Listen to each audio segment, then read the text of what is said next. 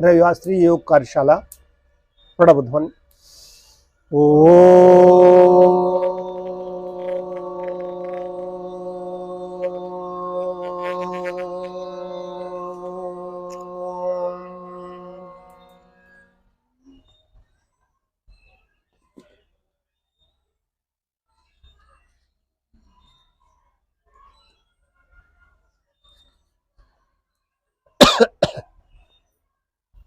महर्षि पतंजलि स्तुति। योगेन चित्तस्य पदेन वाचां मलं शरीरस्य च वैद्यकेन योऽपाकरोत्तं प्रवरं मुनीनां पतंजलिं प्राञ्जलिरानतोऽस्मि। तृतीय पाद विभूत पाद का 29वां सूत्र। नाभि चक्रे काव्य व्यूह ज्ञानम।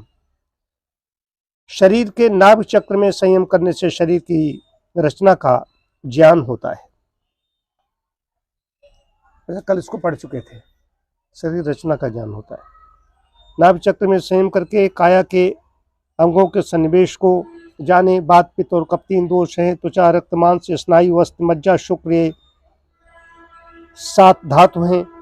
उनमें से त्वचा पूर्व बाह्य है। त्वचा सबसे बाहर, उसके भीतर रक्त, उसके भीतर मांस, उसके भीतर स्नायु, उसके भीतर अस्थि, उसके भीतर मज्जा, उसके भीतर शुक्र है। इस सूत्र में नाभि चक्र में संयम करने का फल बतलाया है।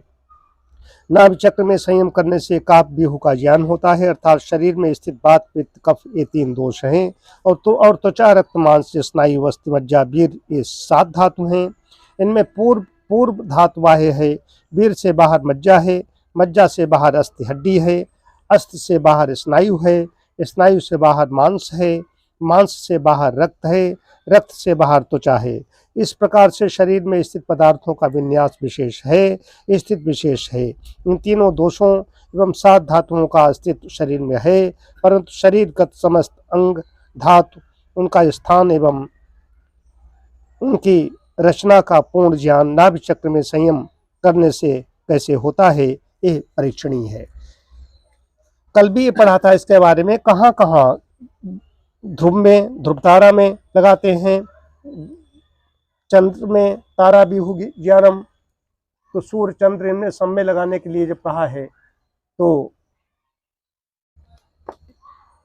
ये कहाँ कहाँ लगाते हैं उनमें वैसा ही उसका ज्ञान हो जाता है, एक चीज।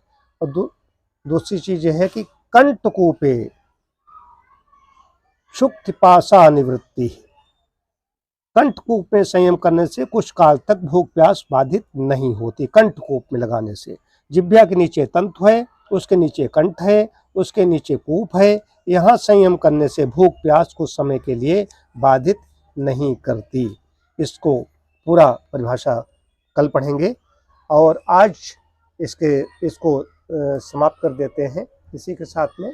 और आज स्वच्छता अभियान राष्ट्रीय हमारी नीति है, स्वच्छता अभियान चल रहा है।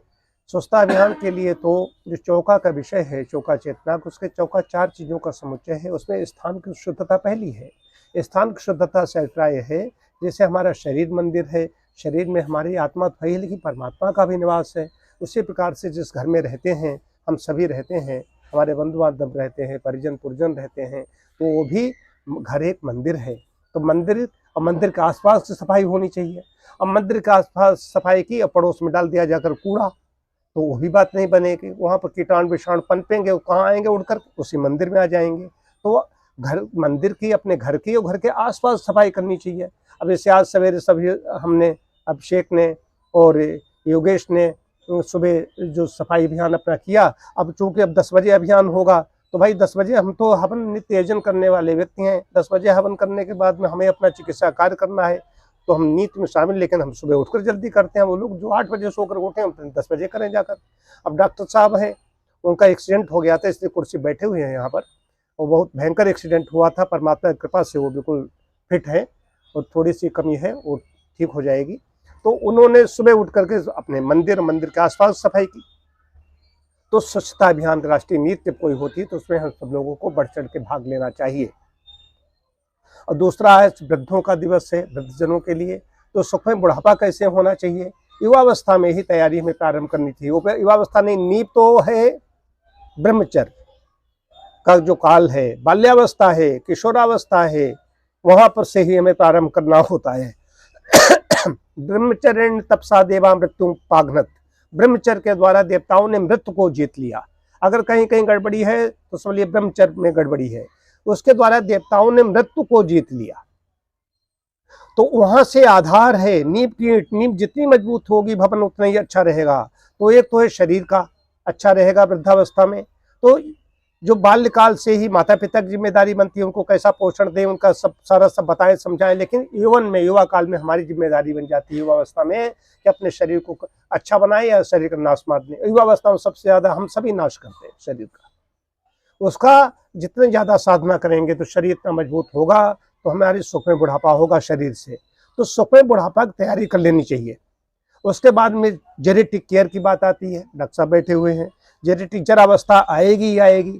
आचार्य सूत्र ने 70 साल के बाद की अवस्था को वृद्धावस्था कहा है। जहां मैंने नेचुरोपैथी प्राकृतिक चिकित्सा अध्ययन किया, हमारे गुरुजी कहते थे जब हम सोकर के न उठें तब समझ नहीं हम बूढ़े हो गए। सोकर के न उठें, उन्होंने वैसे किया। डॉक्टर विट्ठल दास मोदी तो आए टहल करके, उन्हें चक्कर आया, गिर गए। उसके बाद वो गंभीर ध्यान के साधक थे, उसमें चले गए और उसके बाद नहीं उठे। मतलब कि चलते चलते उनका बड़ा निकट स्नेह था। उन्होंने एक पुस्तक, अंतिम पुस्तक उनकी यादें हैं, उसमें एक डॉक्टर साहब पेज मेरे बारे में उन्होंने लिखा। उन्होंने किसी भी स्टूडेंट के बारे में नहीं लिखा। प्रिय राजेश, तुम जो काम कर रहे हो मुझे बहुत सुख देता है। एक पत्र लिखा था, उसमें उन्होंने छाप दिया उसको। और गांधी के जी के आज पूर्व संध्या की बात है, गांधी जी के पुत्र हीरालाल गांधी का जिक्र किया। उन्होंने कहा शिष्य काम आगे बढ़ाते, पुत्र नहीं बढ़ाते। गांधी जी के किस पुत्र ने काम आगे बढ़ाया, ये भी उसमें कहा कि उन्होंने महावीर प्रसाद पोद्दार का जिक्र किया कि उनके पास वो गांधी जी के सुपुत्र, गांधी जी के पुत्र हीरालाल गांधी आए, उनसे 5 रुपए मांगे। उस समय 5 रुपए का मतलब आज 500 रुपए समझना चाहिए। और मांगे तो हमारे अंदर कौतूहल, मैं भी वहीं बैठा था, मेरे अंदर कौतूहल हुआ। तो हमने थोड़ी दूर एक गली थी, उस पर उमड़ गए। मैंने वहां जाकर देखा वो कच्ची शराब पी करके बेहोश पड़े हुए हैं। तो कहा कि आज हवा उल्टी बह रही है। गांधी जी को वक्तव्य देना पड़ा कि हीरालाल गांधी से हमारा कोई मतलब नहीं है। ये है, इसका मतलब है कि कहीं न कहीं कैसे ये जीनोम सिस्टम है, ये जीनोम सिस्टम। जीन उस समय आ गए। महात्मा गांधी ने जब वहाँ मांस कहीं खाया, कहीं बीड़ी पी, कहीं डांस किया, कहीं कुछ किया, तो उसका बच्चों में उसका प्रभाव पड़ जाएगा। जीनोम सिस्टम है ना।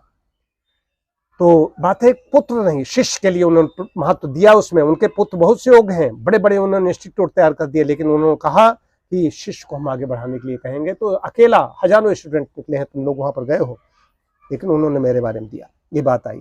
तो सफाई अभियान हो गया, सुख में बुढ़ापा, उन्होंने पुस्तक लिखी। उसके लिए है पहले तैयारी करना। आर्थिक व्यवस्था भी हमारी ऐसी सुदृढ़ होनी चाहिए। हमें नहीं जैसे हम कहें कि हमारे पास तो हम कि संग्रह करने की जरूरत नहीं, तो वहाँ परमात्मा धर्मो रक्षिता है तो धर्मा तो जया। लेकिन सबसे पहला मित्र शरीर है, इस मामले में कोई समझौता नहीं करना है। शरीर को अच्छा बनाइए और बाकी सारी व्यवस्था परमात्मा कर रहा है। यहाँ तो गिलहरी लहरी देखते हो घूमती रहती है, इनके लिए कौन करता है। लेकिन हमारी सबकी जिम्मेदारी बनती है कि हम जो वृद्धजन हैं उनके लिए क्या कर रहे हैं। ये तो अभी स्वार्थ की बात हुई, उनके लिए हम क्या कर रहे हैं, उनके लिए हमारा चिंतन कैसा है, उनके लिए हम समय दे सकते नहीं दे सकते। जैसे डॉक्टर साहब हैं, घर में माता पिता हैं, वो तो माता पिता हैं और डॉक्टर साहब तो बहुत ज़्यादा काम करते हैं बैठ करके वहाँ पर बैठ कर। लेकिन ये कैसे, मतलब उनकी कितनी सेवा कर रहे हैं। तो नैतिक दायित्व बनता है अपने घर में, अपने आस पड़ोस, या कहीं रास्ते में भी हम जा रहे हैं तो उसको पहले मतलब चाहे हमारे यहाँ अभिवादन की भी बात कही गई है। अभिवादनशील नित्य वृद्धोपि सेवना चत्वार तस्य वर्धन्ते आयुर्विद्या शोभलम। कोई भी व्यक्ति है वृद्ध जा रहा है, उसको नमस्ते जब करते हैं तो आत्मिक हो गया, शारीरिक मानसिक आत्मिक हर तरीके से हो जाता है। तो इससे हमारा ये सब चीज़ें बढ़ती हैं, वृद्धि होती है। इन सब विचारों, इन पर ये संक्षिप्त यहाँ पर ये बात कर ली। लेकिन हमारा चिंतन उनके लिए भी होना चाहिए। यौवन काल में अपने अपने साथियों का तो ध्यान रखते हैं, लेकिन उनके बारे में हम बिल्कुल, हमारा दोष है ऐसा नहीं, उनकी उपेक्षा कर देते हैं। और उनका अनुभव है। युवा स्वामी राजेशानंद महाराज वो बड़ी अच्छे कथा सुनाते थे। कहता है कि जवानी अंधी है और बुढ़ापा लंगड़ा है, वो चल नहीं सकते और जवानी दिखाई नहीं देता। ये दोनों का मेल हो जाए, दोनों का मेल हो जाए। वृद्ध जन हैं, उनकी वो जवानी पर सवार हो जाए, दृष्टि उनकी टांगे जवानों की, तो सब काम हो जाए, अनुभव नहीं लेना चाहते, अनुभव की बात होती है, एक्सपीरियंस कहाँ से लाएंगे?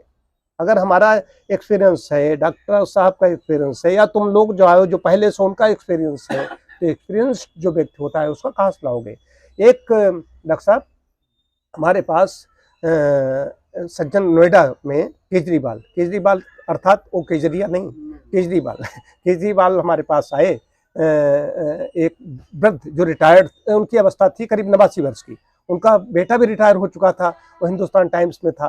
तो आए, उन्होंने, हमने देखा बड़े भद्र चश्मा वश्मा लगाकर हल्की सी दाढ़ी। तो उन्होंने कहा पापा जी ये भी मैं आपको डॉक्टर साहब जो बताए यही मैं आपको बताता रहता हूँ। उन्होंने कहा कि तुम बैठो, तुम क्या बताते रहते हो, तुम्हारी बात कैसे मालूम डॉक्टर साहब का, तुम एक्सपीरियंस कहाँ से लाओगे? ये बात उन्होंने अपने बेटे डॉक्टर के कही। बात आती है एक्सपीरियंस्ड, ज्ञान है और एक्सपीरियंस है, अनुभव है, ये बड़ी चीज है। तो वृद्धों के पास अनुभव है, युवा, अधिकांश युवा आज उपेक्षा कर रहा है और उनको झिड़क देता है, वो गुमसुम बैठे हुए हैं और वो अपनी घर की बात कहीं बाहर कह नहीं पाते। ये वृद्धाश्रम बन रहे हैं। मैं वृद्धाश्रम, मुझे गाली लगती है। वृद्धाश्रम मतलब बैल एल पशुओं के लिए कोई ऐसी चीज बना दी गई? हमारी भारतीय संस्कृति वानप्रस्थ आश्रम है, और ये भी वृद्धों की भी गलती है। वो अगर गृहस्थ में घुस गए फिर मरने पर ही निकलेंगे, उससे पहले कोई तैयारी नहीं करेंगे। ये उनको भी मैं दोष दे रहा हूँ, ये जीत जाएगी। अरे वो भी तुम अपना किनारा कुछ करो, कहीं मंदिर में जाके बैठो, कोई धर्म साधना करो, प्रपंच में लगे रहते हैं।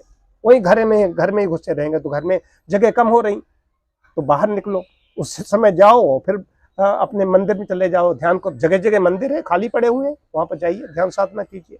तो मुख्य चीज ये है कि हमें उनका ध्यान देना है, उनको भी थोड़ा ये ध्यान रखना है कि अपना थोड़ा वानप्रस्थ आश्रम जैसे हम लोग निर्माण करेंगे कि वृद्धाश्रम में तो, ओल्ड एज होम में तो पाश्चात्य उसकी है ही। हमारे यहाँ तो गृहस्थ 4 आश्रम है, गृहस्थ, वानप्रस्थ, ब्रह्मचर्य, गृहस्थ, वानप्रस्थ और संन्यास। हम जब वानप्रस्थ आश्रम कहो तो वानप्रस्थ में युवा भी जा सकता है, प्रौढ़ भी जा सकते हैं, सन्यासी भी जा सकते हैं, ब्रह्मचारी भी जा सकते हैं, सभी जा सकते हैं। ऐसा आश्रम होना चाहिए। इस पर हम लोग काम करेंगे। डॉक्टर साहब आपने क्या किया आज, कैसे उठकर? डॉक्टर साहब 3:30 बजे उठे होंगे या जल्दी उठे होंगे? बस घर के सामने एक मंदिर है, हाँ। वहाँ उठ के पहले नित्य का काम है, वो तो सफाई करना, झाड़ू लगाना, पोछा करना।